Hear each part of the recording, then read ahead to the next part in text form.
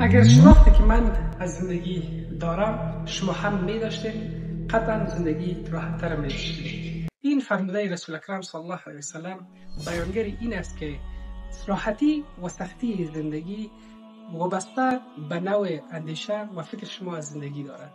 پس رسول الله صلی الله علیه وسلم میگه که طرز فکر و دید ما از رویدادهای زندگی تعیین کننده تر و موثرتر از خود رویدادهای زندگیه.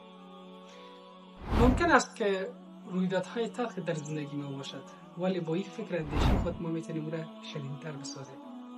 ولی برعکس میشه که رویدادهای شیرین در زندگی باشه ولی با طرز فکر خود آن را تلخ ببریم.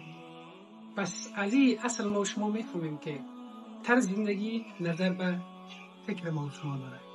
پس چی زیبا گفتن که انسان آنگونه زندگی میکند که میاندیشه.